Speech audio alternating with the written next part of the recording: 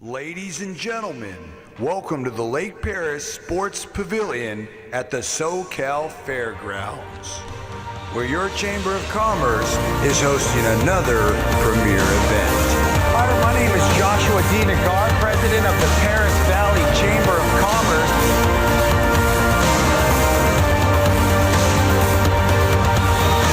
Who's from Perris here tonight? Show of hands, who's from Perris here tonight?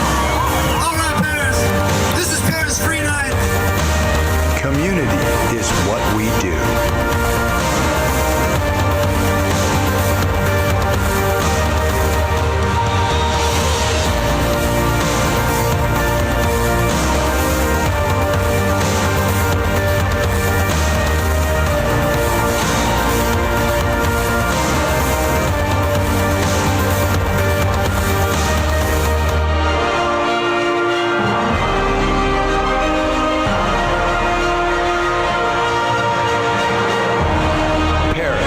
City of Gold.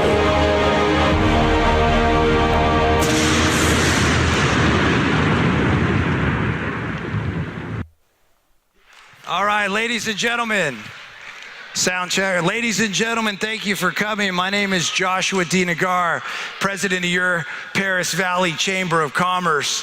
Thank you for being here at the 2018 Candidate Forum. At this time, I'd like to ask you to please rise for the national anthem. Please post the colors.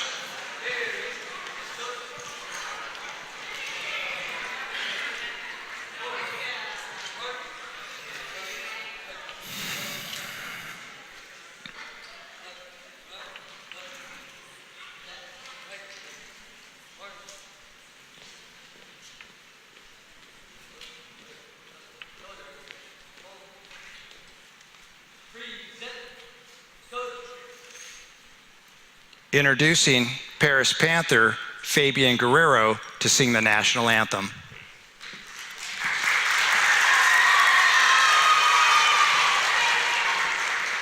Oh, say, can you see behind the dawn's early light what so proudly we held at the twilight's last gleaming, whose bright stripes and bright stars through the perilous fire on the ramparts we watched were so gallantly streaming, and the rockets regret the bombs bursting in air gave proof through the night that our flag was still there. Oh, say does that star-spangled banner yet wave o'er the land of the free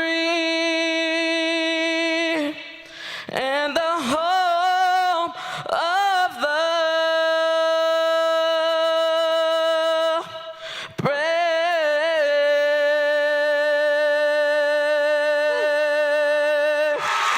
Thank you.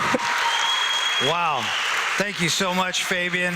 It's a pleasure to have Fabian here. Thank you, CMI Color Guard. Always a pleasure to see them out here. Folks, some of you don't know, please be seated, that Fabian's been singing the national anthem in the community for how long, Fabian? Years. Years, yeah. So we really appreciate having him out here.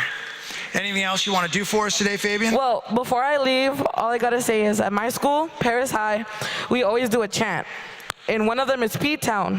And since we're all from Perris, I thought we'd do it as a big Perris family, our P-Town chant. How does the P-Town chant go, Fabian? So when I say P-Town, you'll say, you know. Really? You want to try it out real quick? How does it go? Okay. P-Town. You know. P-Town. P-Town.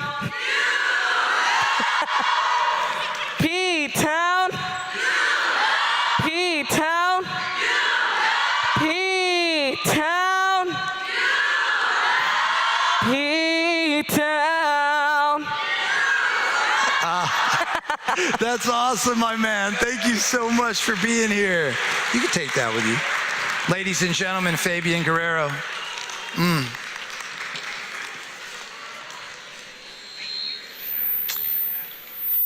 I want to talk to you real quick about liberty and freedom.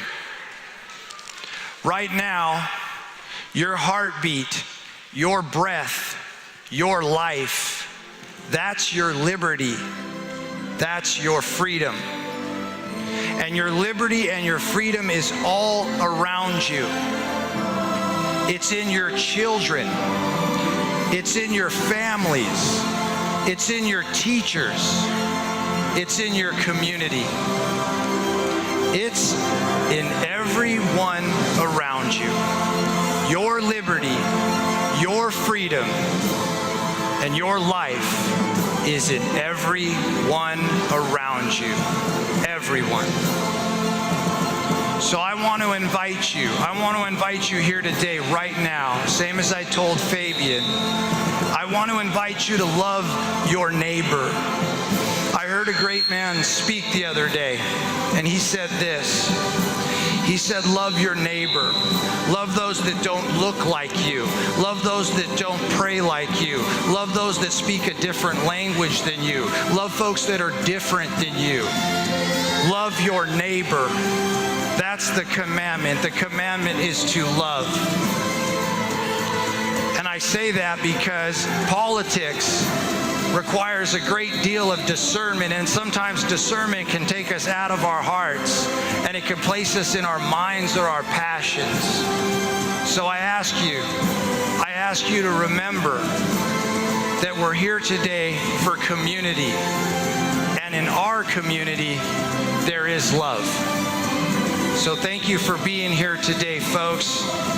I want to invite you to understand that this night was created and invited for community, to give candidates a platform to get their message out, to have it played on Facebook, broadcasted by Teen Vision, played on Channel 3. We invited civility into this room and community into this room and atmosphere so that Perris can lead the nation in civil dialogue in Perris. So thank you. And I want to thank Fabian. Where'd you go, Fabian? You over there? Thank you, Fabian. Thank you for being here. I want to thank all the cheerleaders for being here. Thank you so much for being here. I want to thank Doggo Dog for being here. Thank you, Doggo Dog. Thank you, SoCal Fair Carl Wersch. Thank you, Perris Valley Chamber of Commerce. I see directors everywhere out there. Thank you so much. Thank you so much. Thank you, Mayor Vargas, for being here, First Lady. Thank you, Mayor Pro Tem Corona over there. Right. Let's see, I want to thank Councilwoman Burke for her years of service to our community. Okay. I want to thank city staff that's here. Thank you very much. I want to thank the community for coming out and giving us one of your evenings. I want to thank you for that. And I want to thank the candidates for coming out tonight as well. Thank you so much for making yourselves available to the community. And I also want to thank Councilwoman Rita Rogers for being here. Absolute pleasure. Thank you.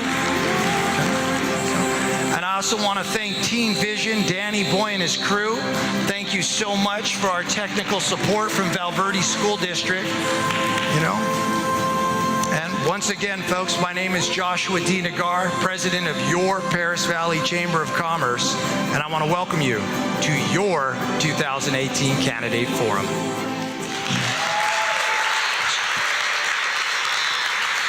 Okay, quick rundown for tonight. Grant Bennett will be your moderator, and I will introduce him in about 15 minutes. Until then, we're going to watch videos from the clerks. They pre-recorded, and there's 2 clerks running. We have videos for you related to that. Then we're going to have the Perris High Folklorico dancers come up here and dance while the candidates prepare themselves to take the stage. So, ladies and gentlemen, without further ado, your clerk videos. Hello, my name is Grant Bennett. I'm representing the Perris Valley Chamber of Commerce. Today we're going to hear from the candidates that are running for the city clerk position in the city of Perris. First, we'll hear from Maya Rodriguez. Maya, could you share with the voters of the city of Perris why you should be the city clerk? Hello, my name is Maya Rodriguez and I am running for Perris City Clerk. I am running because I want to step up within my community. I've been a member of this community for over 5 years, doing volunteer work and just making my mark. I've decided to run for Perris City Clerk because I want to provide ease of access, I want to provide support to my community, and I want to help the people of Perris understand what their local city government does. The front doors of Perris City Hall are not a closed door at all. And I want you to feel comfortable coming to me, your future city clerk, with any questions you have so that we can move forward and make this city more successful than it's already become. Thank you. Next, we'll hear from Nancy Salazar. Nancy, could you share with the city of Perris voters why you should be the city clerk for the city of Perris? Hi, my name is Nancy Salazar. I have been a 13-year resident of the city of Perris. I was appointed as your city clerk in June 2013 and then elected in November 2014. Since then, I have brought about a clear vision of expanding services within the city clerk's department. A priority of mine has been to increase transparency, access to the public, and one area where this has been accomplished is by the placement of all ordinances, resolutions, minutes, council meeting videos on our City of Perris website. All campaign finance and economic interest forms are also now available to the public on the city website.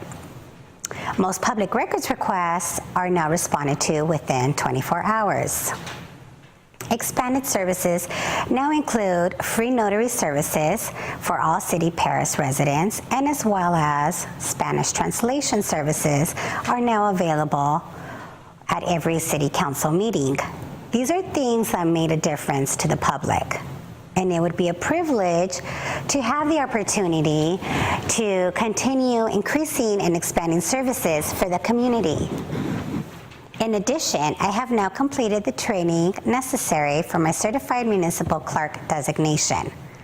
My qualifications are unparalleled, and I bring a wealth of knowledge and experience to the office. It would be an honor to receive your vote on Election Day, November 6th, so that I may continue to serve you as the City of Perris City Clerk. Thank you.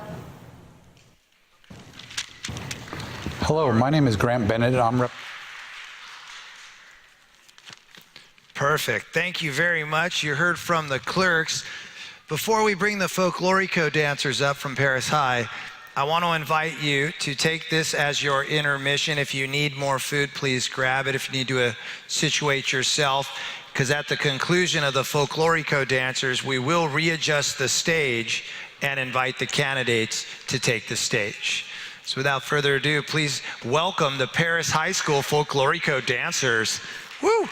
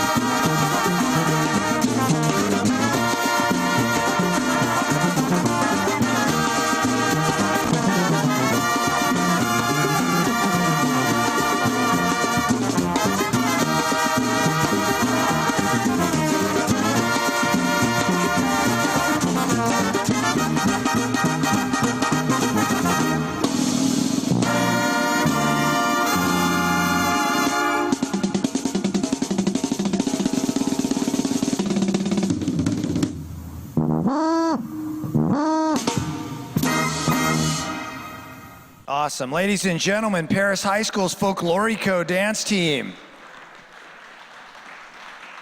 Ladies and gentlemen, your 2018 candidates for Perris City Council.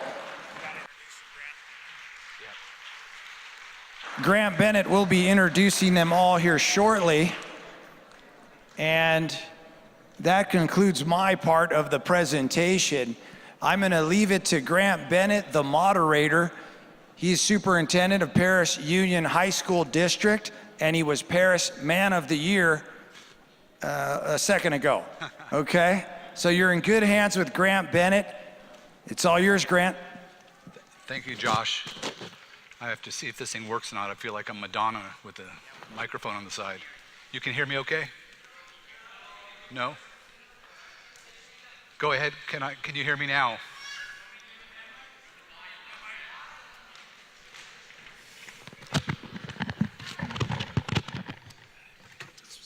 Now is this one on? So I'm going to go old school. I'll use a real microphone.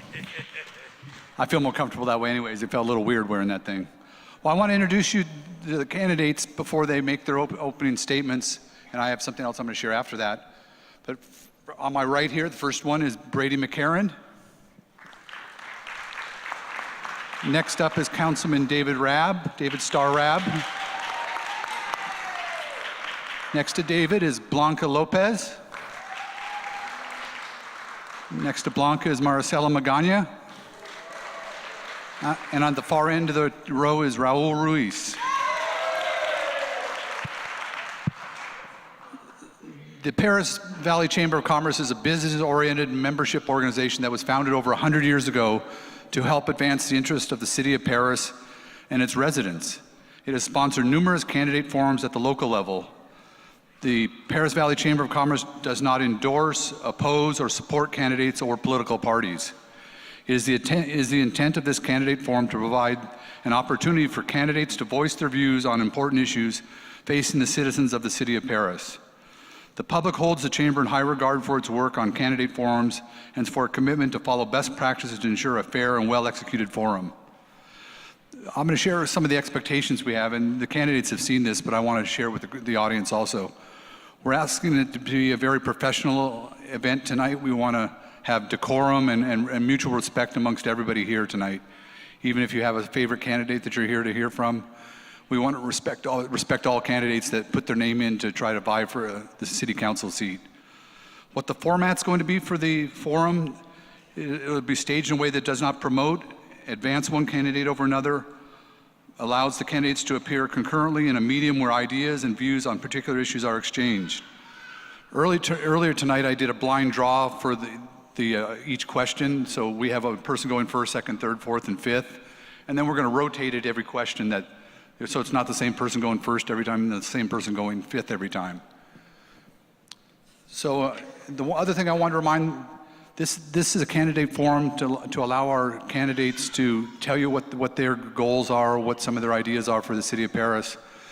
At this time, it's not a audience participation event. You know, you may have your favorite, but this is an event we want to hear from them, not from the people in the white seats right now. So we're going to get started with our opening statements. Each candidate is allowed 2 minutes of an opening statement. We have a timer here. Can you all see it? Can you see the timer? So we'll be counting down from there. So our first candidate with the opening statement is Blanca Lopez.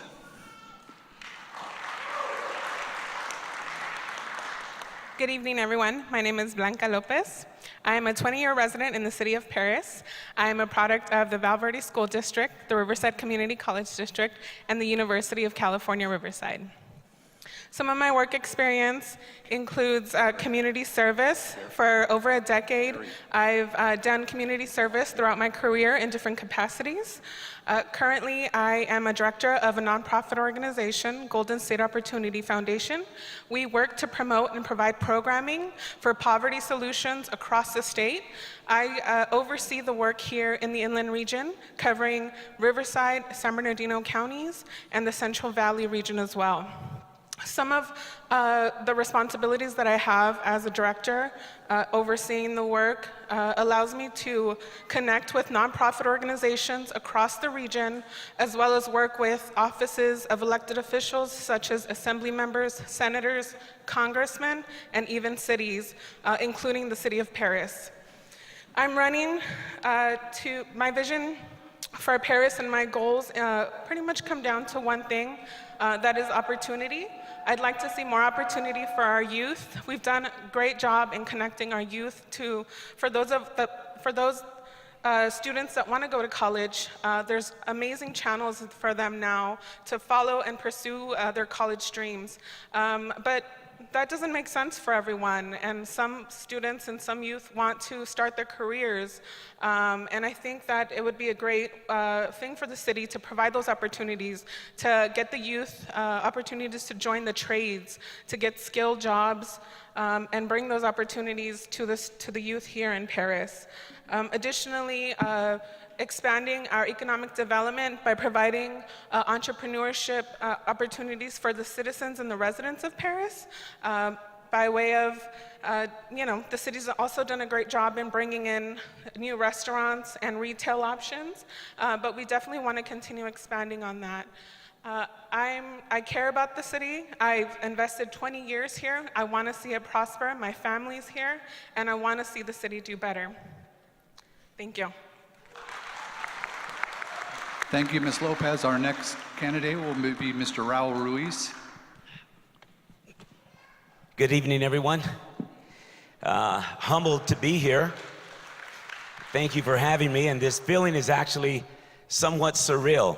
I grew up in the city of Perris. I've lived here for 56 years. I remember when Perris was 1,750 people, and there wasn't much to do. And we had fine gentlemen like Mr. Bob Glass that taught us basketball, took us to play baseball, Marion Ashley, John Mott, that were my coaches. I attended St. James School here in Perris. Then I went to the junior high, the old junior high, and from there to the high school. From these mentors and these individuals that taught me, as long as with the teachers at the schools, I got into coaching as well. And I've coached in the city of Perris for 19 years. I coached at the St. James Parish School for 21 years. I sat on that parish council. I sat on that school board. As you can see, I love this community. And it's not just in giving financially, but it's giving of yourself. I think that is the most important thing to do. I went on to get my general contractor's license. I've worked alongside with the city. I've worked outside of the city.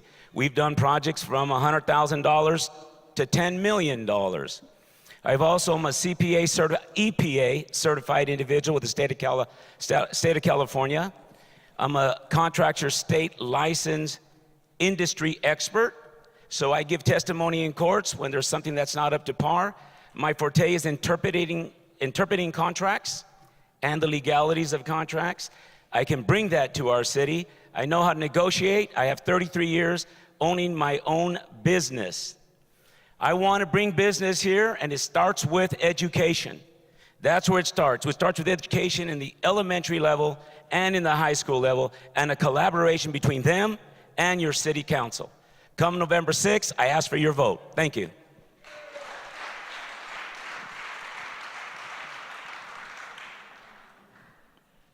Our next candidate will be Brady McCarran.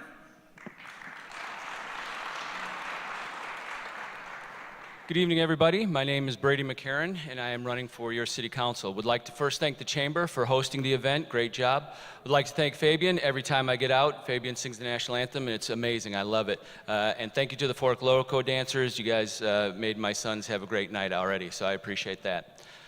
I'm running for city council because of quite a few reasons, but the most important reasons are the two little boys sitting over there in a stroller, my kids, because I want to give them a better city. The Montez family, who is a great young family in Perris, they deserve a better city. The Gonzalez family, who have been here for generations upon generations, I'm not going to tell you how old they are, but they have been here forever, and they would love to see the city go in the right direction. And that's what I really want to do. In the last 4 years, in the last 2 years, the city of Perris has been moving in the right direction, and we need to continue to move in the right direction. So when I heard that there would be an opening on the city council this year, I thought, you know what? We don't need to go backwards, we need to go forward. And so I want to join a team that is going to continue to move the city forward. We need to maintain the momentum that we have already established. I have lived on the north side in Villages of Avalon. I currently live on the south side in Monument Ranch. I know what the north side needs because I've been there. And when I lived there, sadly, nothing has changed in 10 years, except add a few more warehouses. I live in the south side where I see economics booming with the growth of new homes and stores and facilities. That needs to happen on the north side. That's why I'm running, because I want this city to be equal in everything that it has. The north side deserves what the south side has. The center of the city deserves what everybody has. It needs to be an equal city throughout. I've lived on the city everywhere that you could live, and I want to be able to be the person who makes sure the city is equal throughout for everybody who is a resident of the city of Perris. Thank you very much. Our next candidate is Maricela Magana. Thank you. Good evening, all. My name is Maricela Magana, and I'm a candidate for Perris City Council. I'd like to thank Joshua Nagar and the Chamber for hosting this event. It's a lovely event. Grant Bennett for moderating this event today. Our youth who came out and dedicated their time and energy to make this a successful event. So I am running for Perris City Council because I believe our city can do better. While we've all seen it go through its ups and downs, I think it's time to keep this momentum of the ups growing. I graduated from Perris High School back in '08, and then I went to UC Riverside, and then I've graduated with my master's in management from the University of Redlands. All the while, I have worked in jobs that have made me become a better person for this position. One of my first jobs was actually working at a warehouse for 4 years here in the city of Perris, because that was the only job I could get back then with little to no experience. I've gone to work as far as on the federal level with the Office of Congressman Mark Takano. I currently work as a therapeutic behavioral services coach, and that helps me work with teens who are currently facing challenges such as aggression, oppositional behavior, and so forth. And then I also serve as a substitute teacher, which I really enjoy doing. So with all that being said, I am excited to be here, and I humbly ask for your vote for these elections because given my experience, my passion, and my dedication, I know that I'd be a great councilwoman. Thank you so much. Thank you, Maricela. Our next candidate will be David Starr-Rabb. Improved infrastructure, increased retail, a firm financial footing, and expanded transparency. My name is David Starr-Rabb. I'm your councilman. I seek re-election this upcoming November. I'm a proud product of the Perris High School and Perris Elementary School systems. I grew up here in Perris. I'm a third-generation Perris resident. I was afforded many good opportunities, and one of the opportunities was to graduate from Perris High School and attend Stanford University, where I obtained my Bachelor's of Arts degree in political science with a minor in history. From there, I went on and obtained a law degree from Stanford University. I've been a certified lawyer, practicing lawyer since 2012. During that time, I had the opportunity to serve in the United States Navy Reserves and deploy out. So I'm a United States Navy veteran, a practicing attorney, and a Perris native. It's been an honor serving as your city councilman for the last 4 years. I seek, one, to expand our infrastructure improvements, things that we've been doing over the last 4 years, including widening Getz Road, widening Perris Road, widening Perris Boulevard, and also next year, fixing up Ramona Expressway. I want to pursue our firm financial footing that we have here in the city of Perris. Out of all the cities in Riverside County, we are the highest sales tax generator in the city and the county of Riverside. And that's no coincidence. That's because of prudent decisions on behalf of the city council. I also want to continue to expand youth and senior programs within the city and to expand retail development. By this time next year, you will be able to buy clothes for your children here in Perris, at Burlington Coat Factory, buy gifts for your wife or your significant other at Alta Beauty, and buy other things at Hibbett Sports. And that came to fruition because of a council working together. I've been endorsed by our congressman, our state assemblyman, and 3 of my colleagues on the city council. I'm a team player, and I hope to continue serving as your city councilman. On November 6th, 2018, please vote to re-elect Councilman David Starr-Rabb. Thank you.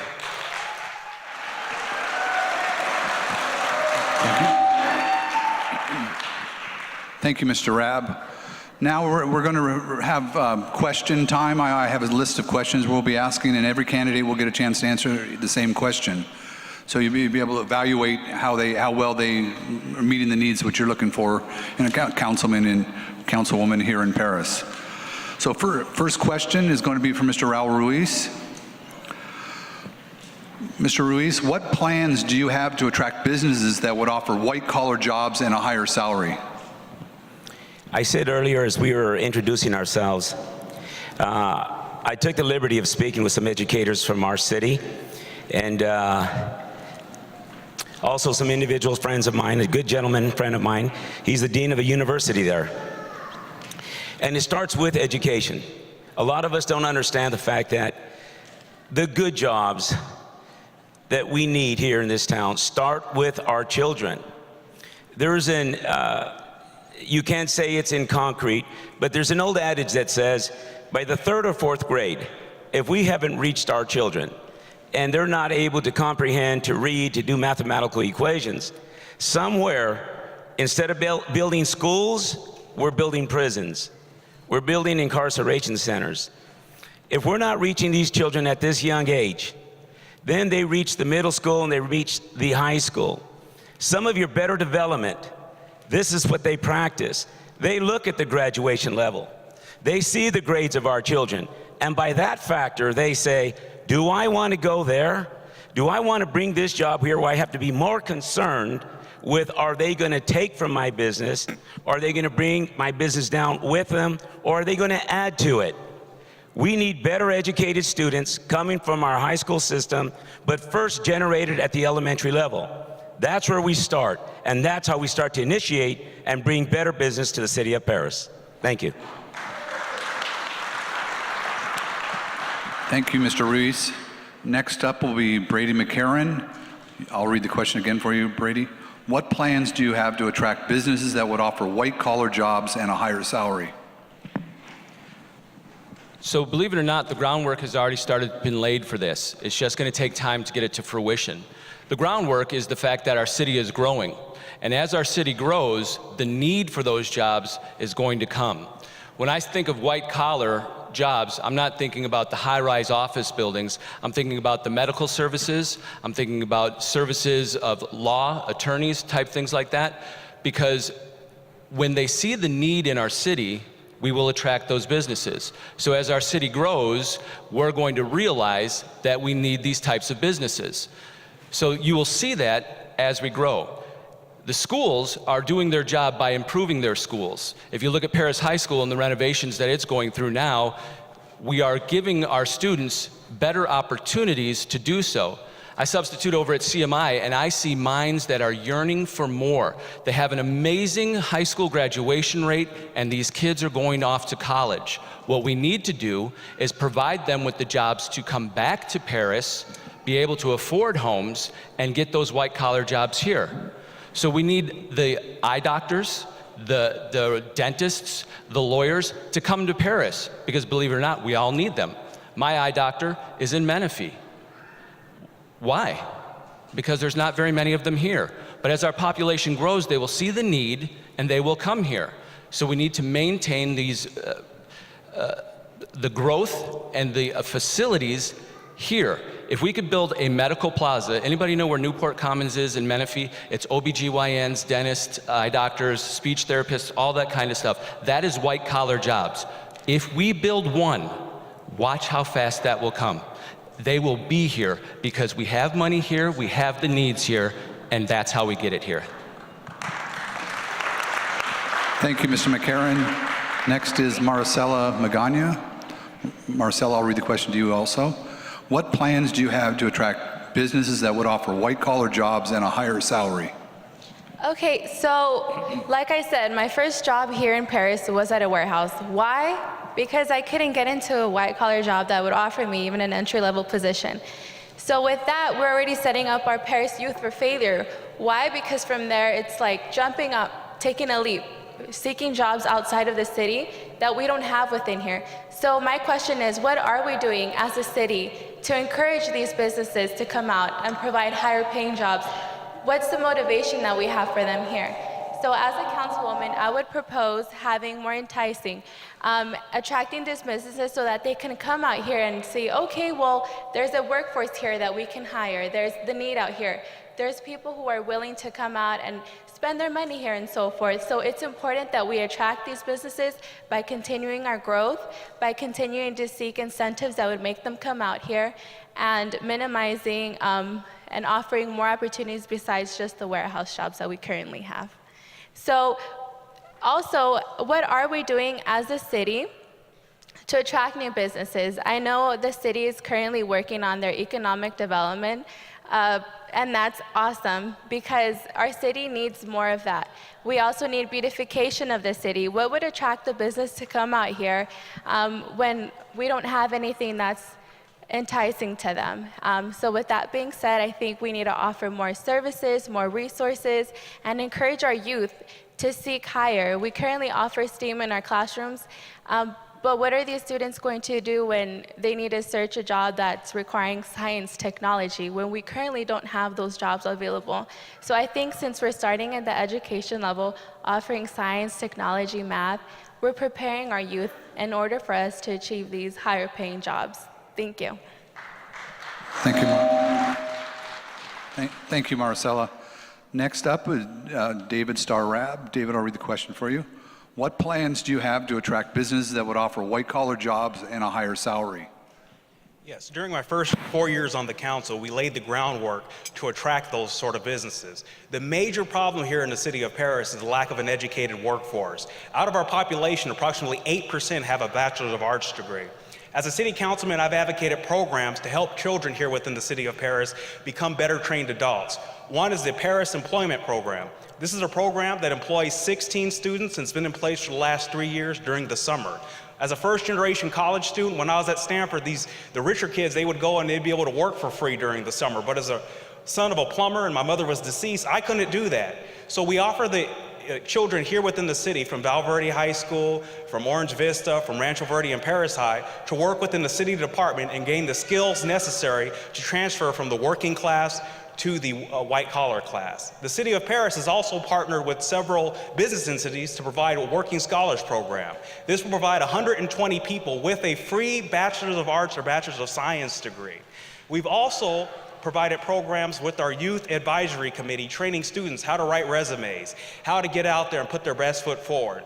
And we also have a community garden program that teaches children gardening skills. So we've developed and cultivated our youth here in the city of Perris to train them up so when they become adults, they can come back. In terms of white-collar jobs for adults, we can offer a myriad of tax incentives that we've already offered.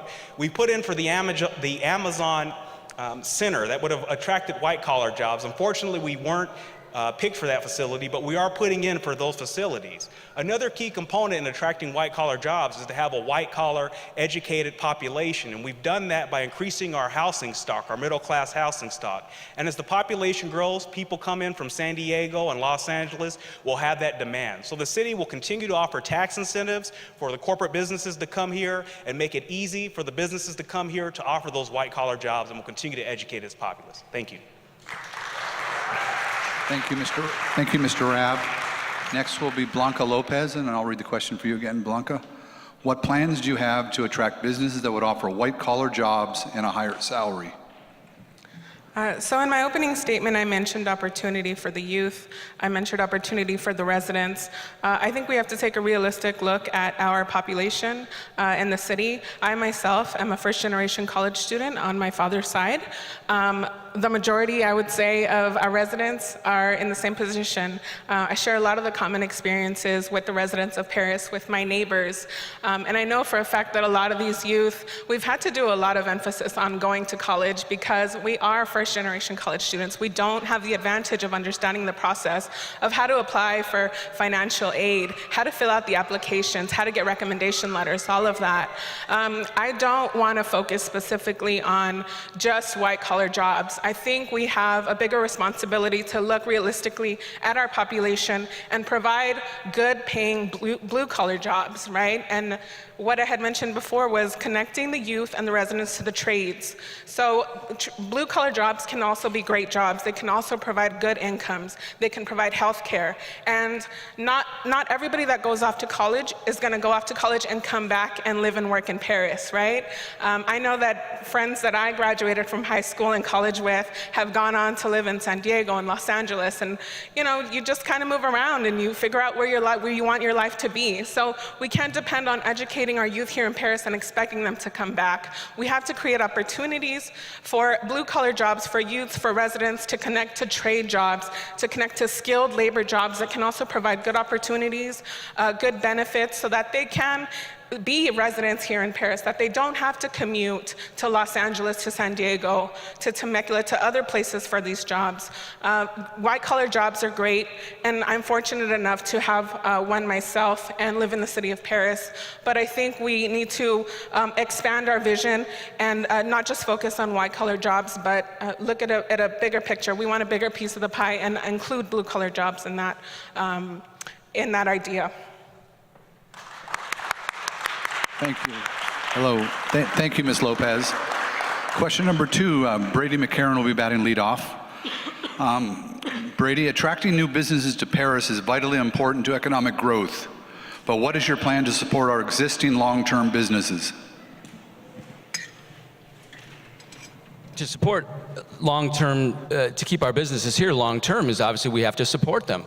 And the way you support them is you give them the opportunity to stay. So one of the main complaints that we hear on the north side is that we need a grocery store. So we want to keep our money here in the city of Perris.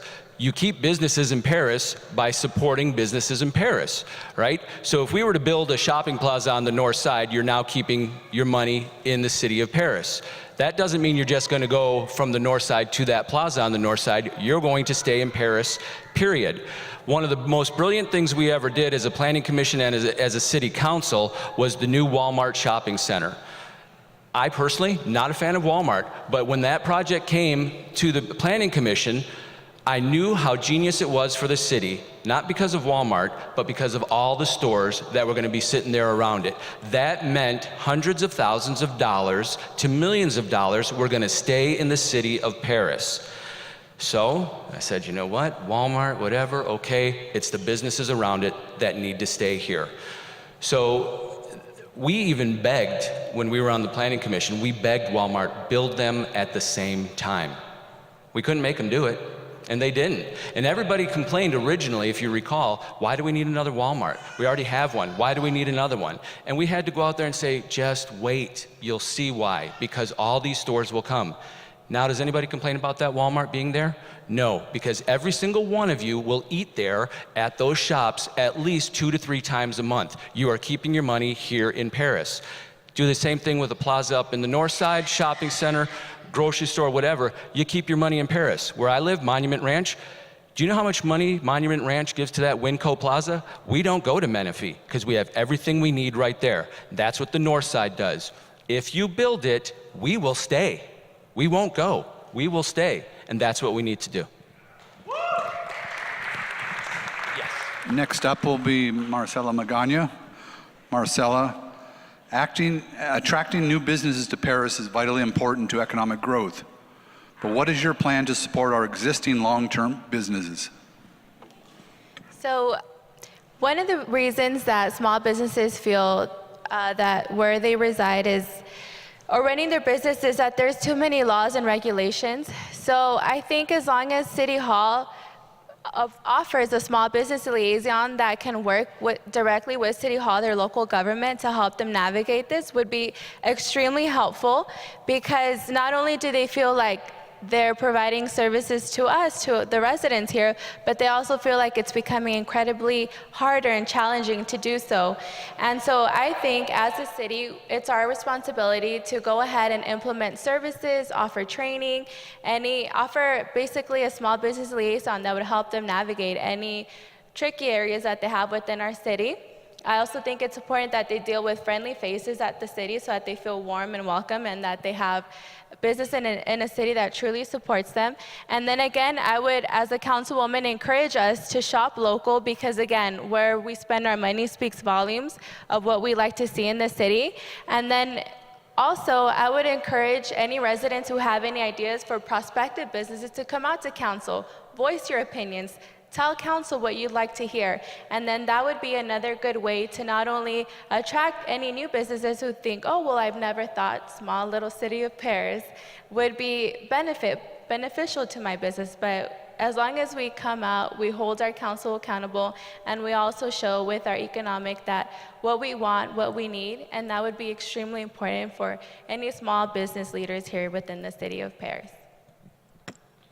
Thank you, Maricela. Thank you, Maricela. Next up will be David Starr-Rabb. David, attracting new businesses to Perris is vitally important to economic growth. But what is your plan to support our existing long-term businesses? Yes, as a member of the City Council, we've supported existing long-term business in numerous ways. One is partnering with the businesses to spruce up their facades. During my 4 years on the council, we've partnered with numerous businesses along the 4th Street corridor to spruce up their facades and make their buildings more accessible to the public in terms of ADA accessibility, cleaning up the blight, and we've also done that along D Street with the last few businesses on D Street, doing seismic retrofits, making the building stable in terms of earthquake. Our most recent incentive program in which we partnered with a small business or a business within the city was the facade development or retrofit the center on Ramona Expressway. The city partnered with the owner and completely redid that facade of that building. By fixing the facades, we make the buildings more attractive to the people. We make the buildings more safe. We help the businesses stay here. Also, as a city council person, I've advocated relationships with the chamber. The city provides free space for the chamber. It's estimated about $50,000 benefit here on at the City Hall campus. We've partnered with the chamber and the Hispanic chamber to offer numerous programs for the residents. So if they want to start a small business, they can come in and take advantage of those programs. That's a component of keeping the small business. We've also worked to attract small businesses. Councilwoman Rogers, along with my colleague, Councilwoman Burke, both went to the ICSC conference last year and met with Patrick Wood, the new owner of the Food for Less Shopping Center. That conference led to several other meetings with the other members of the council, and now you have Burlington, you have Ross, you have Alta Beauty, you have Hibbett Sports, you have several fast food developments that are coming in there. And we've also partnered with several businesses to offer incentives to come. Corky's, we offer tax breaks for them to come to Perris. Lagar, the most popular restaurant in Perris, that was a partnership with the city council and the owners. We offer tax breaks and incentives for them to come into the city of Perris. So it's one, keeping the businesses here with the facade improvement program, continuing that program, attracting new businesses, meeting with the developers and the stakeholders, and three, searching out local businesses and providing them incentives to stay here. And that's what I've done during my first term and hope to continue on my second term. Thank you. Thank you, Mr. Rabb. Next up is Blanca Lopez. Blanca, attracting new businesses to Perris is vitally important to economic growth. But what is your plan to support our existing long-term businesses? Opportunity, opportunity, opportunity. I'm going to keep saying it just because it goes back to my goals for our city and my vision. And so, again, for the residents of Perris, Perris, we do the best with what we have here. If you look around in our city, sometimes you'll see taco vendors in the evenings, right? Sometimes you see people selling fruit. We know that there's lots of vendors and folks going out there. When I see those people, I see potential small businesses, right? People are trying to do what they can with what they have, and some people might think, well, that doesn't look good in our city. But I think we can provide those folks who have these entrepreneurial spirits, right?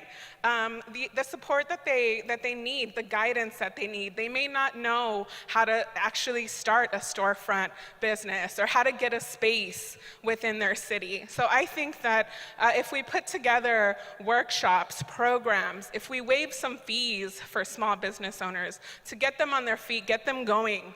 I'm not sure, I feel like most people in here are familiar with the new coffee shop that we have in town, Lagar. the coffee roasters, I love that place.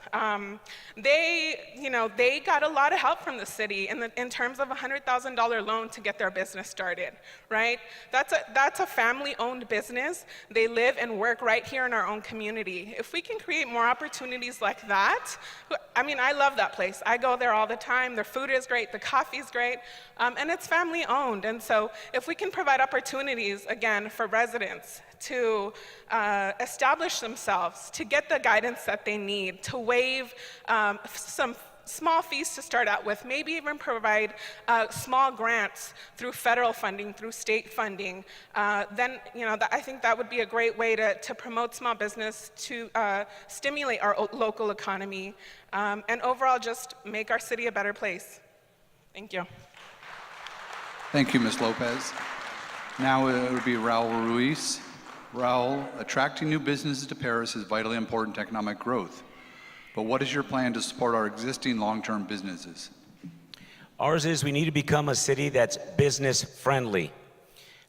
We need to promote our local businesses that have been here for years and to become that tax base that has made this city so great. When they come to the counter at the Building and Safety Department, they pull a permit, we shouldn't have hidden charges. We should be upfront with them and straight with them. The other is the city has done a great job with their facade programs. Actually, I have worked on some of them. It's incredible. The city of Perris also has put together funds for housing, for senior housing repairs. Incredible. Our city is should be applauded for that. But what we have to do is honestly give it serious thought and concern and say to ourselves, okay, how do we create this tax incentive? How do we make it so it is welcoming for the local existing businesses to stay? We need to give them some kind of a perk. When we're out there putting the public work jobs up for bid, and even with this Measure W, the schools that we're going to be working on, which is phenomenal, it's great, but we also have to give these local builders, contractors, an opportunity to bid. We need to understand they live here. Their business is here in Perris, just like my own. We need to understand that let's work with our citizens, keep our money here locally, create something so that our businesses here that exist know this is my city and we're first. But we're not curtailing outside business. We're not doing that at all. But we're just saying we care. The city of Perris does care about you and your business, and we're here to help. Create some kind of financial stability or assistance with our local businesses. Help them. When something is going awry, work with them. Don't work against them. Thank you. Thank you, Mr. Ruiz. Third question, we'll start off with Marcela Magana. Marcela, public safety is always a concern. What plans do you have to make Perris a safer community?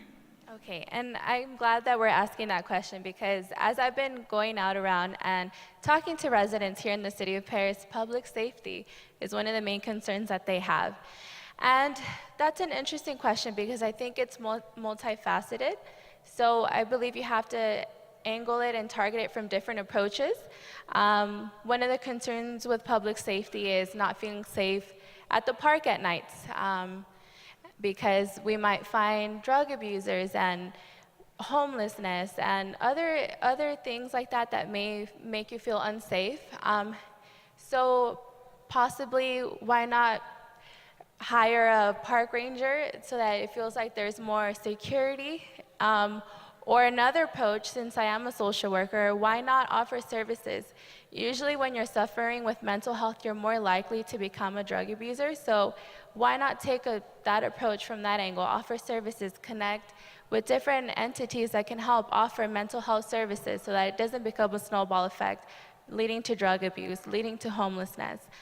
So public safety is also my concern. I know when I got here in the city of Perris, we used to get burglarized all the time. You couldn't leave your cars unlocked, et cetera, and so forth. But I've seen that the city of Perris has grown. I feel like we have become better, but it just needs to become a little more better because obviously as I'm going out speaking to community, there is still that lingering concern. So I believe there should be more security. There should be different services offered such as social work. And then working as a community, I think also holding yourself accountable, uniting.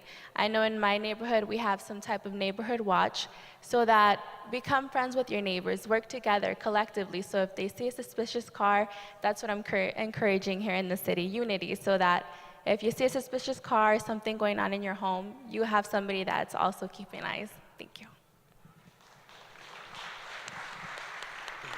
Thank you, Ms. Magana. Next up will be David Rabb. David, public safety is always a concern. What plans do you have to make Perris a safer community? Thank you. As a deputy district attorney or prosecutor in San Bernardino County, my life revolves around public safety. I want to let you know that Perris, despite a slight blip, is still a safe city here. And as a councilman, I've worked hard to hire additional officers with our increased revenue in the city. I think it is a multifaceted approach. One is meeting with state and local leaders and letting them know that the things coming out of Sacramento are not good for the residents of Perris and the residents of the state of California. For instance, Prop 47.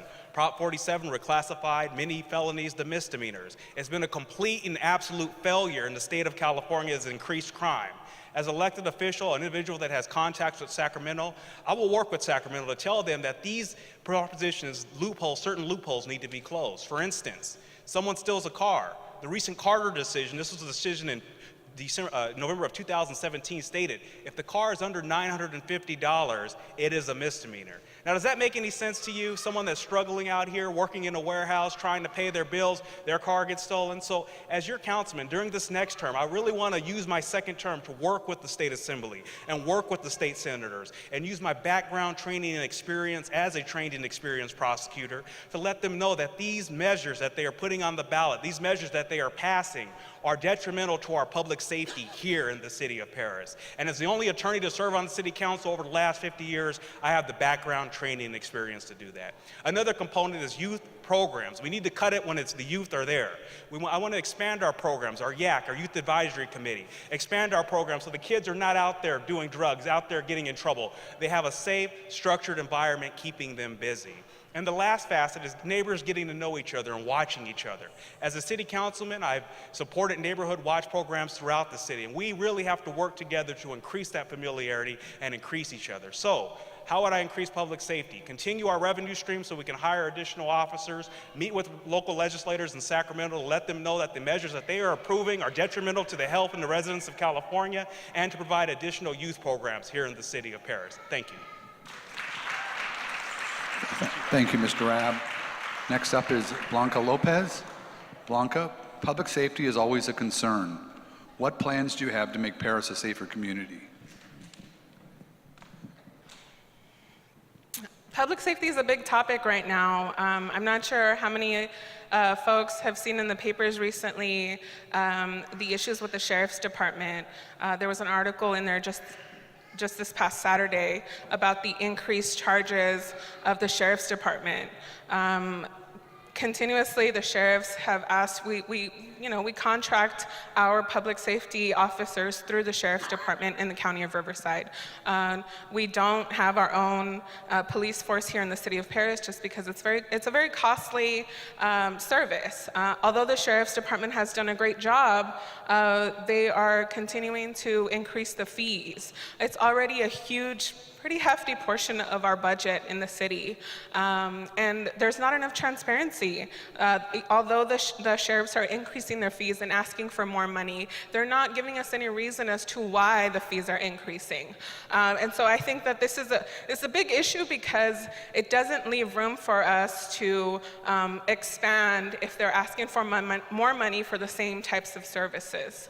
And so this is something that I think, as with the council, we'll have to continue to try to work with the Sheriff's Department in figuring out how they can provide more transparency, why their fees are increasing, so that we can continue to maintain our streets safe, so that we can continue to have a good relationship within the community and feel that our kids are safe when they're at the parks.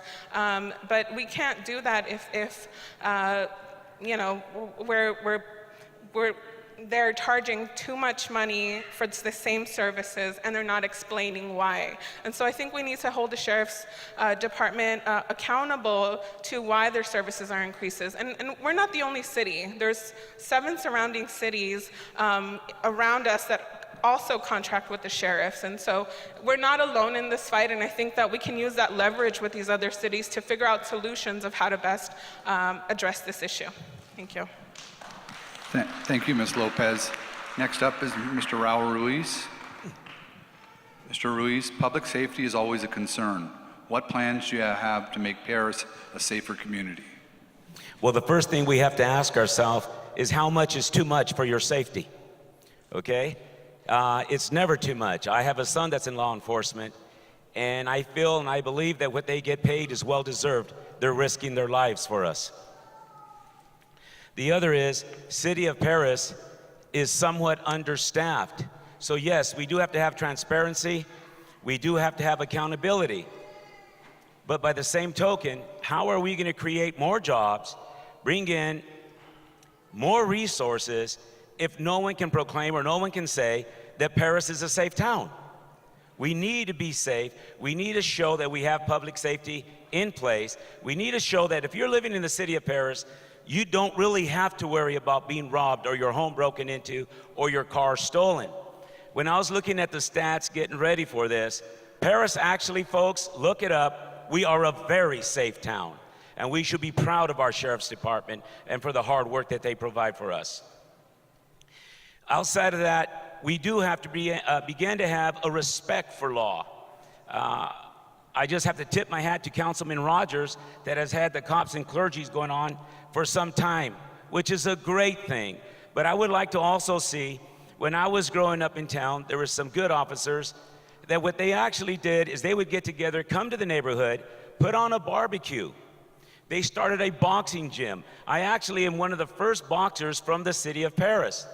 Now, I don't know why they gave me the name, but my moniker in the boxing field was Raul the Animal Reese. So they must have thought I was pretty ugly. But the fact is, I did go undefeated. This was provided and put on by the police officers. They would come to the neighborhoods, put on barbecues for us. They got us off the street. I would like to see more of that done, the respect between the citizens and the Sheriff's Department from the city of Perris. Thank you.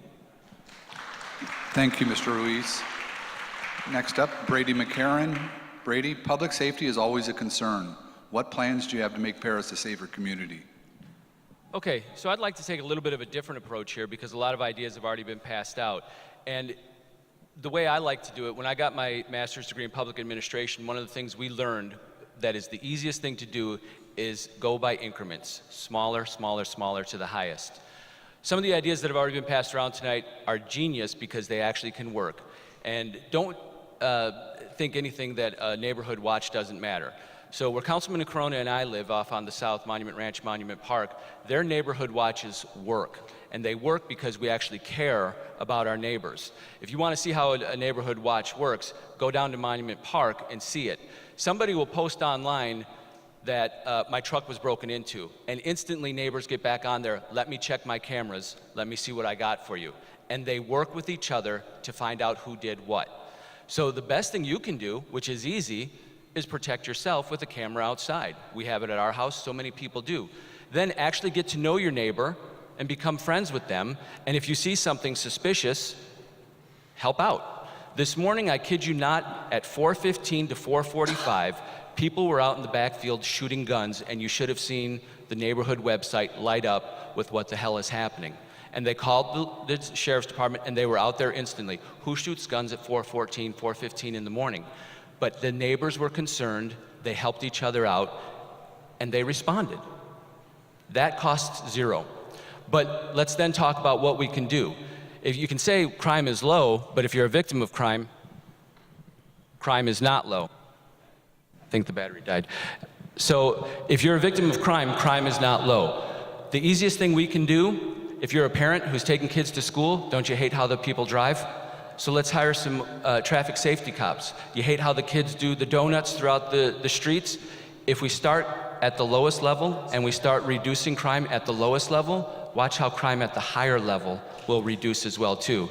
When we as a city get serious about all crime, crime will reduce throughout. And that's what we need to do. Go from the lowest level up and watch how the crimes reduce, no matter who you are. Thank you, Mr. McCarron. fourth question will be, David Rabel will be the first candidate. David, how would you build on the existing partnerships the City of Perris has developed with the Chamber of Commerce, school districts, and local nonprofit organizations? Yes, thank you. As a city councilman, I would build on those relationships with the chamber, school districts, and nonprofits by continuing various programs we've implemented over the past 4 years. One, with nonprofits, we've been instrumental in securing funding for those nonprofits, and as a member of the Community Action Committee, a community group that meets with residents throughout the area, we've ensured that various community nonprofits receive proper funding through different sorts of grants. P-Town Boxing has received funding in terms of in the football field, have received funding through various grants the city has facilitated. In terms of other nonprofits, we have a program that teaches young people, Diamonds and Pearls, young women, how to proper etiquette, and that's a program the city has funded through its nonprofit. The Perris Employment Program, the program I mentioned earlier, was a partnership with various nonprofits in the city to provide training with our youth. So over the next 4 years, I want to expand those services, let other nonprofits know about the available grants within the city of Perris. Another key relationship with nonprofits that's been developed over the last 4 years, particularly the last year and a half, has been the expansion of our community gardens throughout the city of Perris. We're going to build at least 31 community gardens. Right now, we're about a dozen, with each, a new one being opened each and every week. So I want to continue that program and partner with the nonprofits. In terms of the school districts, we've partnered with the Mount San Jacinto College District to offer programs and classes at the Senior Center so individuals can start acquiring those credits to get their associate's degree. Local school districts, we've worked with CMI and other school districts to let them use our gym in exchange for us using the various gymnasiums throughout the city, saving taxpayer money on both ends. And lastly, the chamber. The city of Perris has worked with the chamber and been a diamond sponsor over the last 4 years and numerous decades. We've also provided a rent-free space to the chamber over the last 4 years on our city campus. And as a councilman, I've attended numerous chamber events and have promoted the chamber's events. So I think it's partnering and being accessible to the nonprofits, schools, and the chamber, which I hope to continue over the next 4 years. Thank you. Thank you, Mr. Rabb. Next up, Blanca Lopez. Blanca, how would you build on the existing partnerships the City of Perris has developed with the Chamber of Commerce, school districts, and local nonprofit organizations? So in my role as, in my professional role as the director of a nonprofit organization, this is essentially what I do. We build partnerships with nonprofit organizations, with school districts, with city councils, with assembly members, congressmen, senators, with county departments, Department of Social Services. And we do that because the issues that we tackle across Riverside and San Bernardino County are poverty issues. A lot of these times connecting with nonprofits, with county agencies, with all of these different groups, this is how we cross-pollinate these populations, right? We're all serving the same groups, and it makes the most sense to partner with different organizations and tackle the issues together.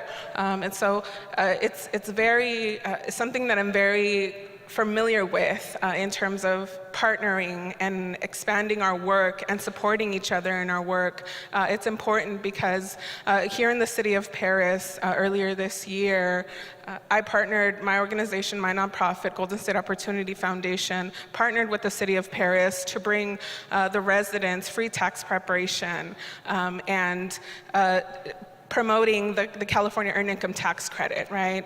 Which could potentially bring up to $6,000 back to people's pockets just by filing your taxes. That was a huge resource and it was a huge opportunity for Perris residents.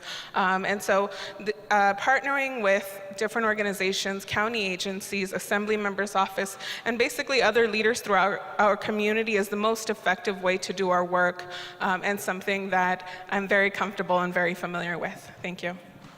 Thank you, Blanca. Next up is Mr. Raul Ruiz. Mr. Ruiz, how would you build on existing partnerships the City of Perris has developed with the Chamber of Commerce, school districts, and local nonprofit organizations? Well, first, I think a good round of applause should be given to Mr. Joshua Nagar. I think he's an incredible Chamber of Commerce president. What do you think? The other, I've had the pleasure of being invited to different groups and nonprofit. One is TODEC. I believe we, the city, you're working with them, but I think we ought to do more in helping TODEC register these people, get them to become citizens, and make it happen and make it real so that they continue to be productive citizens of our city. The other group that invited me was the Perris Valley Filipino American Association. Have we heard of them? We have not. A great group, a great organization. They have their own medical clinic. But why is it in Moreno Valley?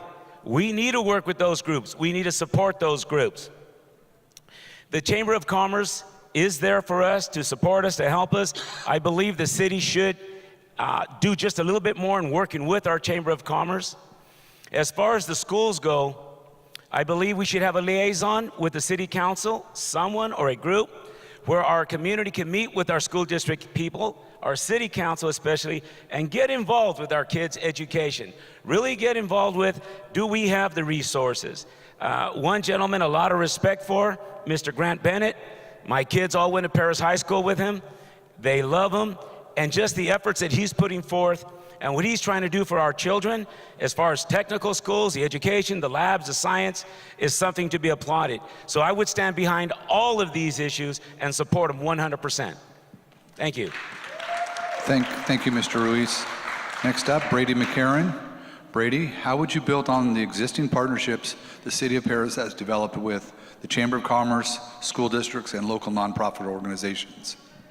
This is a great question. This is one of the two theses I had to do when I got my master's in public administration from Cal State Northridge. This is a very easy answer because this is exactly how you need a perfect city to run. There's a triad to make a city run smoothly: nonprofits, business, and government. And they work together to bring everybody happiness. And it goes beyond just the schools. So you have not only the Chamber of Commerce, but you also have nonprofit organizations, and you have the city. What you need to do is you marry all three of them together to help all the citizens out. So it goes beyond the schools, because I'll say even Arlene Jackson, who has a fantastic nonprofit that helps veterans, she could take veterans from her organization and link up with the city and the businesses to help veterans who need a second chance. And we can go to Josh and the Chamber of Commerce and say, you know what? I know Ivan Marin has a cement company. I have a veteran who needs a second chance. Josh, can you help us get to Ivan and get this person a second chance for a few months? Done. Good, thank you. If it works out, it works out. If not, it doesn't. But now we've given that veteran who needs a second chance on life. Could even be a homeless veteran who now has that second chance. You work with the schools and you say to the schools, can we have an internship? Josh is a lawyer. This kid's looking at going into law. Can we have it? But we have programs in the city that already have it. Do we not have a welding program that has put kids through a welding opportunity in the trades? Now, who do we know in the city that has a need for welders? Let's put the two together. They've now graduated the program thanks to grants and thanks to the city. Is there a welding company in the city that we can give them an internship? 1, 2, 3, done. We've made a successful citizen. That's what it takes to make the city work. You put everybody together. A great chamber, a great need of nonprofits, and a great city will all work together to make a perfect city. That's how you do it. Thank you, Mr. McCarron. Next, Maricela Magana. Maricela, how would you build on the existing partnerships the City of Perris has developed with the Chamber of Commerce, school districts, and local nonprofit organizations? So all these identities, different entities, serve different regions of the community. So the Perris Valley Chamber of Commerce obviously serves our businesses. We have nonprofits such as TODEC, as I'm going to piggyback off Mr. Ruiz. They serve our immigrants. They offer free services that regarding DACA, naturalization, and oftentimes we don't know about these services because one, we are either too consumed with our busy lives, or two, we're not out there connecting. So it's important that as city council and as pillars of the community that we inform each other of these cross sectors that are happening. And oftentimes the schools that have events, we don't really know or what they're offering in the schools unless our children are currently attending. So it's good that we remain focused and that we remain a pillar of the community. So as a councilwoman, I will make sure to be the eyes and ears of the community. So if I know or if I hear of something, I'll be a reference as to who would excel in that or who the best seat in order to meet and accommodate those needs that you're searching for. I don't believe in, I don't know. Maybe ask so-and-so. No, I want to be somebody who, if you come to me and if I don't know the answer, I'll tell you, you know what, I don't know the answer to that, but let me do some research and I'll get back to you. And I have enough resources and ins in the community working as field representative and whatnot to know who better will be able to assist any issues or concerns that you may have on any different levels. Thank you. Thank you, Ms. Magana. The next question Blanca Lopez will go first. Blanca, the city of Perris serves a diverse community. How would you work to bring these diverse groups together to improve the community as a whole?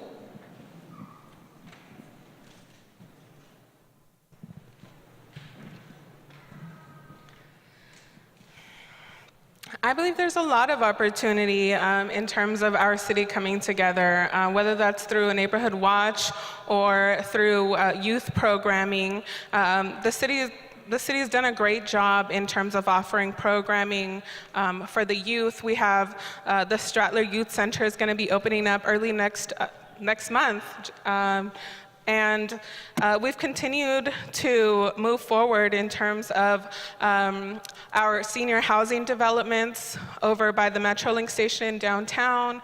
That downtown area has really been changing with those apartments, the opening of the coffee shop. And so we're definitely on the right track in terms of diversifying what we have available to the city. I think we can do more to bring maybe art to our city, or we continue the programmings that we currently have. The summer programming, oftentimes we'll have movies in the park, or we have the water pads in the park during the summer. And so just offering services to our residents that the city has provided. I know that Malcolm Corona worked really hard to get an exercise facility in Paragon Park. I live very close to Paragon Park, and that park is highly used. The majority of our parks are filled with families, and so just increasing opportunities like that, where the residents can use the facilities of our streets and just our parks, and continue to providing programming. I attended the Youth Action Committee meeting last week just to get some insight on what they would like to see for the direction of the city. And so just continuing to hear from residents, from the youth, in terms of what we want our city to look like, I think is a huge part of moving forward in terms of creating those opportunities. Thank you. Thank you, Ms. Lopez. Mr. Ruiz will be the next candidate. Mr. Ruiz, the city of Perris serves a diverse community. How would you work to bring these diverse groups together to improve the community as a whole? I think right now, citizens of Perris, I think we all get along pretty good. What do you think? Yep. There is diversity, and there's many things that ail us. But I say, where there's a gap, bridge it. Where there's a need, provide. And diversity, embrace it. Celebrate what we have here in America, the greatest country in the world, but also celebrate your own cultures as well. We have to work together in a sense of not being separate. Okay, we have this organization, that organization. Let's do something to bring them all together, to work together. Not, well, this was ours, we're this Chamber of Commerce, well, you're that group there. No, work together for the common good of all. So it's going to take someone to step out and say, let me go to your meeting, then come join our meeting. We need someone to step up and say, I'll be that person.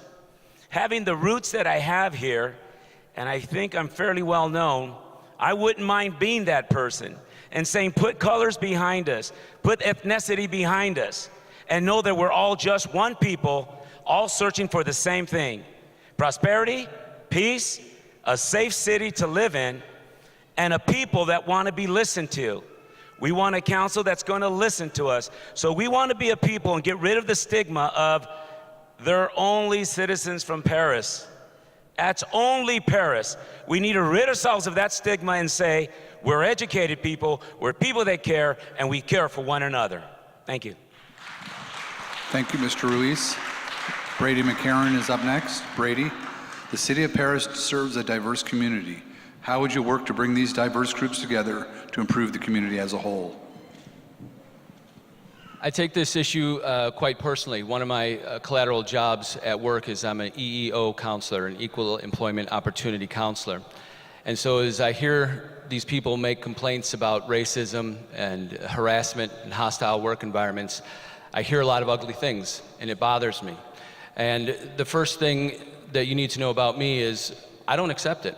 I don't accept racism. I don't accept harassment of any way, shape, or form. That's not in my life, and my 2 kids will not live in that type of world either. For those of you who don't know, my kids are half Cambodian, so they're different from me. I do not accept it, and the people of Perris should not accept it either. When I first moved to Perris and I looked at my city council, I saw one person who was different, and that was Rita Rogers. And now I look at my city council and I see a completely different city council. Look at the 5 of us up here on the stage. We represent Perris, and that's how it should be. Ending diversity differences, ending racism, ending a city divided starts at the top. That's where it starts, the leadership of the city, and it goes down to every resident. And it's the exact same opposite. It starts at every resident and goes up to the top of the city. If you want to end any problems of people not getting along, look in the mirror. Who do you not get along with? Why? What's their difference? I call bullcrap. There is no difference. You shouldn't treat anybody differently, and nobody in the city of Perris should treat anybody differently. We are all Perris residents, period. I don't care. And if you were to elect me, and I'm not using this as a campaign speech, that's how I will treat you. If you live in the city of Perris, you are equal to every single person, period. I don't see differences, and neither should anybody else. Thank you, Mr. McCarron. Next up, Marcela Magana. Marcela, the city of Perris serves a diverse community. How would you work to bring these diverse groups together to improve the community as a whole? Okay, so currently I feel that we don't have a unique shopping experience like if you were to go to Victoria Gardens or the Anaheim Packing District. I feel like we need to have more entertainment here in the city of Perris. So if you like to go out with your family, where would you go? To the movie theaters, to the mini mall, Walmart maybe. So it's great, you shop, you get what you need there, but where can you dine? Where can you have a shopping experience where you just don't only pick up your necessities, but actually go out, enjoy your time? So that's what I think would be great for the city of Perris, to bring in our diverse community. You get to share time with your neighbors, and maybe it encouraged surrounding communities to use our Perris Valley line and come out, because the city of Perris is a great place to come play, to come have fun. So I think that would be beneficial. And working in the schools, I know that our youth don't really have much incentives to kind of go out or have fun with their friends or even spend time with their parents, right? Where can we go as a family? So I think this would be great to bring our youth and our older community to come out and all enjoy each other's time. Thank you, Ms. Magana. Our final candidate on this question, David Rabb. David, the city of Perris serves a diverse community. How would you work to bring these diverse groups together to improve the community as a whole? I think it starts with recognizing that we may be from different groups, different racial groups, different age groups, different areas in the city. But there's one common tie. There's a sameness that binds us together. And that sameness is that we are Americans. And we should honor our flag and honor our country. As United States Navy veterans, sometimes we get too trapped in saying, hey, I'm this race, or I'm that race, or I'm this ethnicity, or this generation. But I think ultimately as Americans, we have to come together. Maybe not the old idea of a melting pot where we just completely shed our differences, but a salad, that we come together and we add flavor with each other. As your city councilman, I represent the diversity of Perris. I have an African-American father, a white mother, and I grew up in a predominantly Latino neighborhood. I love this city. I love this people's city. As your city councilman over the last 4 years, I've attended events from numerous religions, numerous racial groups, numerous cultural groups. I'm just as comfortable sitting in the mosque as I am at the Catholic Church, as I am singing a hymnal in a Baptist church, as I am singing a hymn in a rock church. That's diversity, and we have to celebrate it. But while we celebrate it, we have to look at our commonalities as a people and look at our commonalities as Americans. We cannot continue to divide each other by identity politics, because if we continue to do that as Americans, we will break asunder.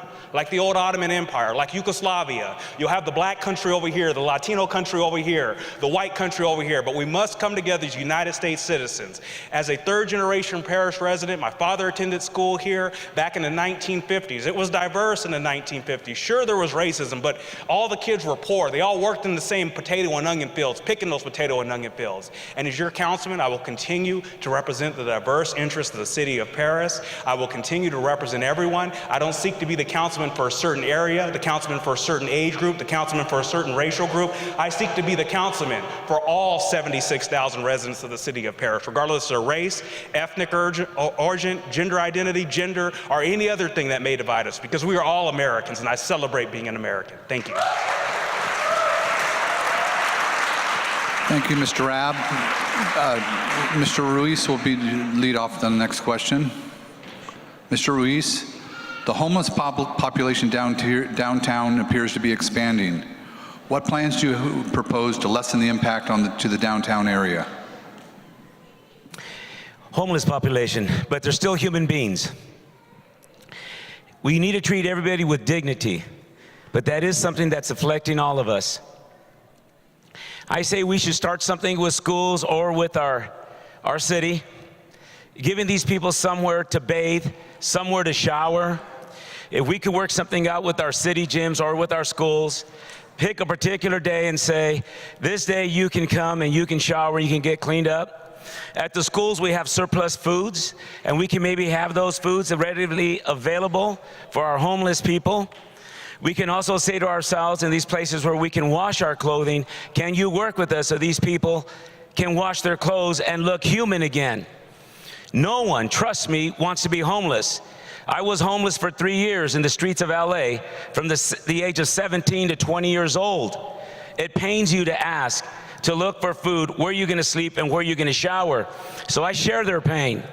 But we also have to, we're not going to be, as someone told me once, you're enabling them. And I said, I sure am enabling them to get back on their feet and to do for themselves. So the homeless isn't someone that we just want to brush off.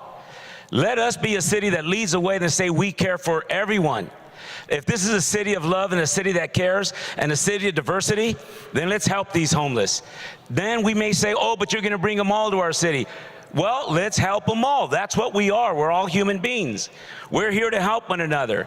Someone took the time to help me and told me I could do it. And here I am now running for your city council. Thank you. Thank you, Mr. Ruiz. Mr. McCarron's up next. Mr. McCarron, the homeless population downtown appears to be expanding. What plans do you propose to lessen the impact to the downtown area? Okay. Let's go. All right. So, point of correction, it's not just downtown, it's all over the whole city. So let's not just concentrate on one part, let's concentrate on the others. The new Fitness 19 that's opening up, where we just approved a new apartment complex, is also having homeless problems. But this goes back to an answer I gave earlier. This is where the city works with the nonprofits to help everybody out. The nonprofits like Arlene Jackson's Restoring Hope, if they're veterans. But it also, is Pastor Ford still here? I know his church does a lot of things that has an outreach program as well too. And this is where the city needs to work with the nonprofits and say, we have a need, how can you help?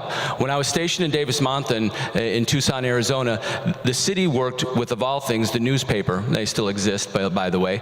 And the city took all the homeless men and women who wanted to, and they said, newspapers cost 50 cents. Here's a corner for you.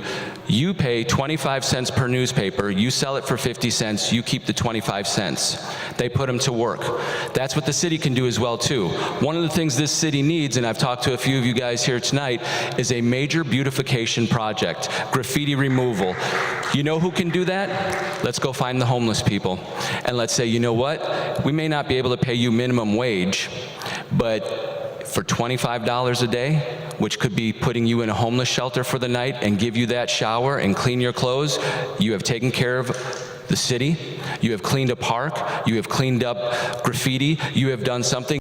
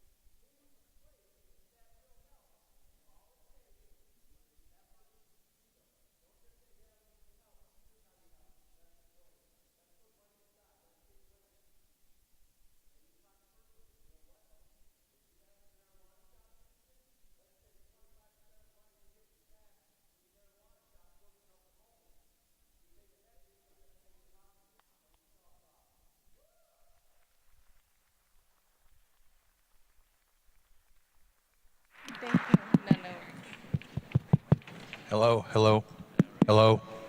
No, Hello. testing. Hello? Okay, there it is. All right, so homelessness is an issue that we have to deal with compassion. We don't know why they're there. We don't know their stories. And so therefore, I think we can't be coming off in a sense of judging, but versus let's get to the root of this. How can we help? So other cities have offered creative solutions. I know that there are other cities who offer clothing to check out for an interview, because oftentimes we know that in order to go to an interview, you have to dress the part and whatnot. So there's other cities that offer creative solutions such as that. So as a councilwoman for the city of Perris, I feel like there's a bountiful solutions that I could come up with. I work with the homeless community, and I know that oftentimes it's just the lack of resources, the lack of support. There's a mental health issue that they didn't deal with. So it's a multifaceted issue, and it's not only in downtown, it's not only in the city of Perris, it's not only in the county of Riverside, it's a statewide issue. And therefore there has to be different approaches in order for us to target this issue. And homelessness, at the end of the day, like we said, they're humans. So how can we compassionately and humbly work with this community in order to make our Perris a thriving city? Thank you, Marissa.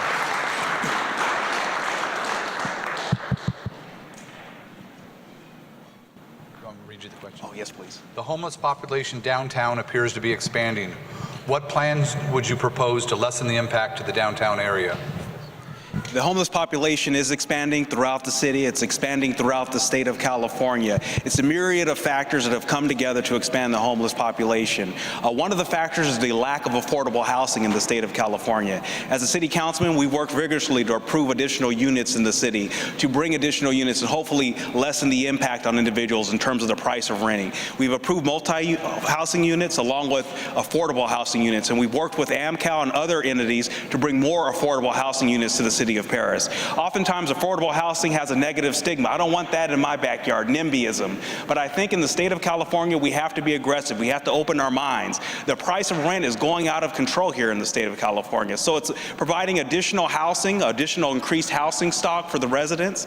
It's giving compassion and partnering with nonprofit organizations to provide the services for the homeless. Approximately 3 months ago, the city of Perris partnered with a nonprofit organization named SWAG.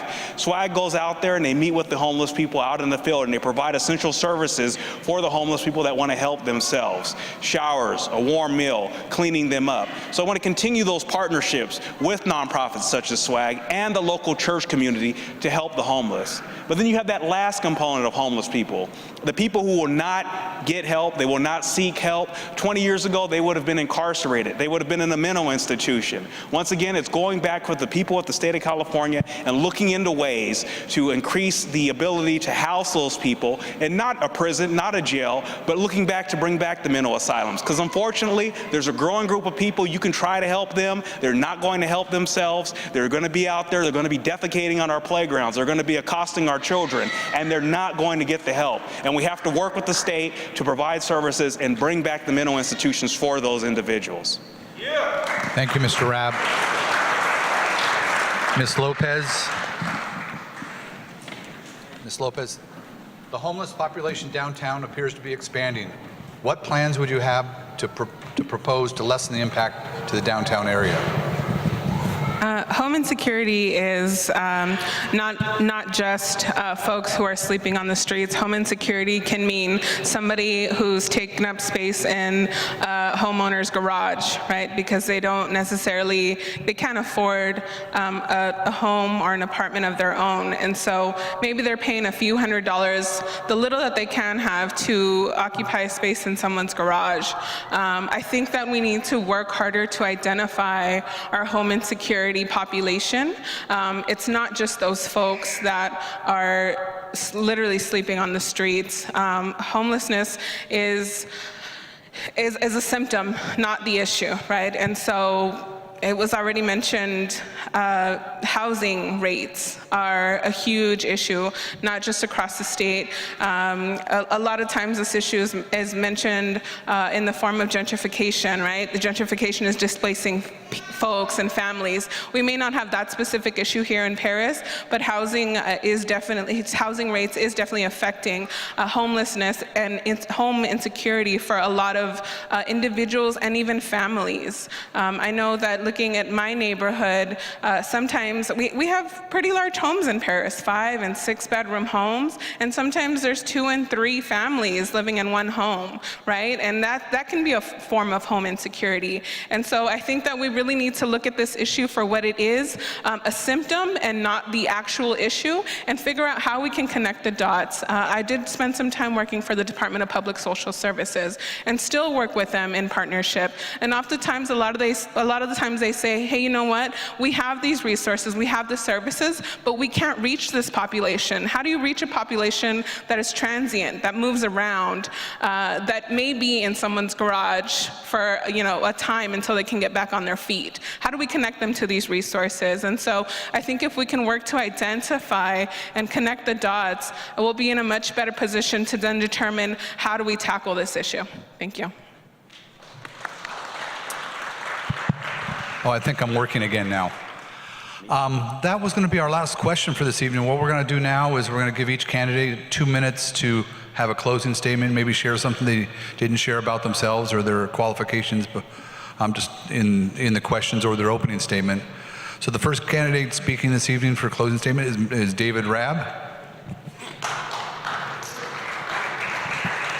It's been an honor and a privilege serving as your city councilman over the past 4 years. I respectively ask for your vote to serve an additional 4 years in the Perris City Council. It's imperative that we remain some sort of stability on the city council over the next 4 years. I do believe that we are headed as a nation into another recession, and you need a city council person that is bold, a city council person that is fearless, a city council person that will advocate for the residents. There's going to be some hard decisions that are going to be made over the next 4 years. And as your city councilman, I've made those hard decisions. Whether it be being the only city council person to vote against putting the sale of the downtown and Villages of Avalon system for sale to a private company led by investors, whether it be a city councilman standing up for the rights of all individuals in Perris and getting demeaned based on my background and my training, I'm the city council person that you need over the next 4 years to stand firm and to govern this city. I think we need stability on the city council, and I look forward to serving with any of the 4 individuals that are elected with me on Tuesday, November 6th. cities. My background, training, and experience growing up in a diverse household, coming from downtown Paris, Perris High School, going to one of the nation's most elite universities, graduating, and attending one of the nation's most elite law schools, but all the time remaining grounded in Paris's diverse community, have given me the background, the training, and experience to continue to serve as your city councilman. I hope to continue efforts to expand transparency, like I worked to put our public statements, campaign statement filings online, our public budget online, and advocated for term limits for city council people. I want to continue expanding youth programs, the Perris Employment Program I advocated for, continuing cleaning up our ordinances and resolutions as a city council person, and continue retail development in terms of bringing new businesses to the city, both mom and pop and new businesses, and continue our firm financial footing. Our sales tax is 7.75. Other cities have had to increase that to close their budget deficit. Perris is in a firm position. So I ask that you vote for stability, vote for experience, and vote for good looks. Vote for David Starr Rabb for City Council November 6th. Thank you, Mr. Rabb. Our next candidate will be Maricela Magana. Once again, I'd like to thank everybody for coming out and attending this event. This means tons to me. Why? Because our City of Perris residents need to be engaged. Our voices need to be heard. And as your councilwoman, I promise that I will work hard to be an effective leader, a leader that would be responsive to whatever needs you need, a leader that would be there for you. And as a longtime Perris resident, I come from a place of compassion, dedication, and a lot of hard work. And with this campaign, if it's telling of all the hard work that's coming up in the next 4 years, then I am ready and I'm eager to take on the challenge. So for that, I humbly ask that I gain your vote for the 2018 November 6 elections. Thank you so much. Thank you, Ms. Magana. Next is Brady McCarron. So I'm going to do this a little bit non-traditional because I had some things that I wanted to talk about that the questions weren't asked, but I'm just going to try to wrap this up as best as I can. 20 years United States Air Force. I learned leadership and I learned a lot of hard things, but I never stopped learning, and that's what I learned. So I want to make some promises and guarantees before we all go. First of all, I think you can see how passionate I am. I've basically broken 2 microphones because I'm very passionate about what I speak about. I have 8 years experience in the city on the Planning Commission, and I don't say yes all the time. You can pull my voting record. I say no, because I believe in the power of no just as much as I believe in the power of yes. There are things that I have done on the Planning Commission that many of you may not know about. Many of you may find out someday. One of the things I wanted to let you guys know, by the way, Vernicia, if you don't know this, we have a Clarence Muse Boulevard coming up on one of the new housing projects. I pushed for that because I believe it's important to recognize the people in our city who have come through the city, and we recognize them historically. I have ideas. I don't just say things, you know what we need to do is this. No, this is what we will do. And this is where I don't take no for an answer, because I will get it done. I don't know how many of you would ever hear this from somebody running for elected office. The term is 4 years. If I haven't accomplished what I say I'm going to accomplish, I'll leave. Tell me anybody you ever heard says that, because the voters are the boss. And if I tell you I'm going to do a job and I don't do it, why would you want me to stay around? I learned that in the military. We all have had bad bosses, and don't you wish they would just go away? But they don't. They stay forever and they make your job worse. So here's the promise I make to you. If I haven't accomplished anything I told you I would accomplish in 4 years, I'll walk away and let somebody else come in and do the job. That's it. If you want somebody to be a leader for every single avenue and every single address in the city limits of Perris, my name is Brady McCarron, and I will do that for you. Thank you, Brady. Next up, Mr. Raul Ruiz. Thanks, first of all, for all of you for being here, listening to us and taking part of this.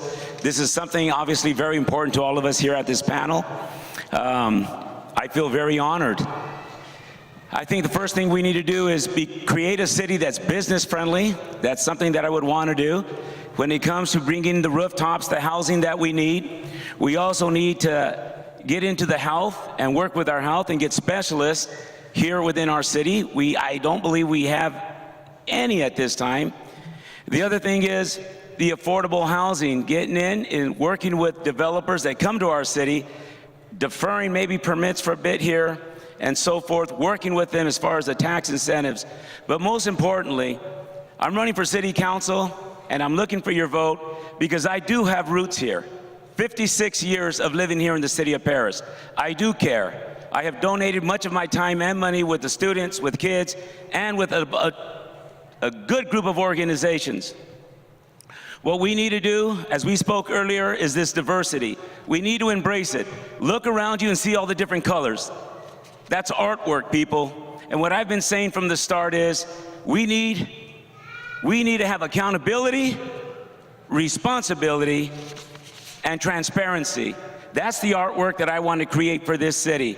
That is us. That is the tapestry that we all have to pull the brushes together, get involved, and create that city council. We also need to get more involved. The city council that we've had in the past has done a great job. The city of Perris, the population continues to grow. The public safety is good. Everything that is happening here, the city of Perris basically leads many other cities. We need to know that is a great thing and applaud our current city council. We need a city council member and group that's going to work with you, listen to you, and be your extended voice when you want to be heard. Thank you. Thank you, Mr. Ruiz. And our final candidate, Blanca Lopez. My name is Blanca Lopez, and I'm running for Perris City Council. I've vested 20 years in this community. I've been a homeowner for the past 10. My family is here. I have a 5-year-old nephew that just started dual immersion kindergarten at Triple Crown Elementary. I want to see the city do better. I care about the residents here. I want Perris residents to feel as proud of our city as I do. I want us to that when we invite friends or family from out of town to our city to come visit us, I want them to look around and say, hey, you know, there's a few warehouses here, but this is a nice place. The people are nice. This seems like a great place to live. And I want us to feel proud of our city. I want to bring the opportunities to the youth and to the residents. I want to see our economic development continue to expand. I want more opportunities for residents to start small businesses so that we don't just have fast food and corporate retail stores, but options from our very own residents here in the city. I ask you that on November 6th, you vote for Blanca Lopez for Perris City Council. I want the city to do better. I want the Perris residents to do better. And I want us to be Perris proud.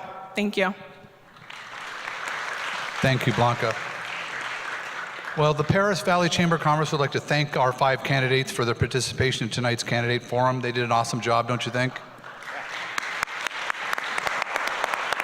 We also want to thank you for coming out this evening and taking part of this forum. It's great to be able to share with the community what the candidates have for their platforms and how they want to work to make Perris a much better place. You know, having this quality of candidates in the city of Perris for 2 positions is pretty awesome. I think we have a great group here, and the 2 that get elected on November 6th are going to make a difference for our city, and that's what we're looking for. We want to continue to push Perris to higher levels, have higher expectations for everybody, for ourselves. The Perris Valley Chamber of Commerce also wishes the candidates good luck on November 6th, and one thing we want to stress is make sure you go out and vote. If you don't vote, you can't complain.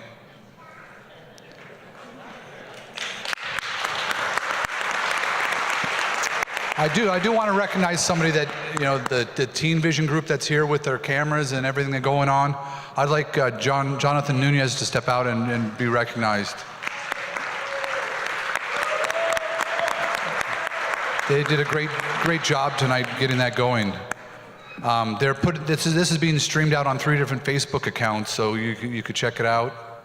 And we're going to be having a DVD made to be able to give to local cable access to show it for the next month or so more of the community gets a chance to hear what the candidates are, where they're coming from and what their goals are. You know, I had a great time doing this tonight. This is my normal job, as you can probably tell. I work with the students here in Perris Union High School District for the last 26 years. I was at Perris High for 13 years, and now I'm running the district. And you know, the support we've had from the City Council over the years has been tremendous, and the collaboration we've been able to have, and I want that to continue as we move forward and have the new Perris High School start construction in June. So thank you all for coming out tonight.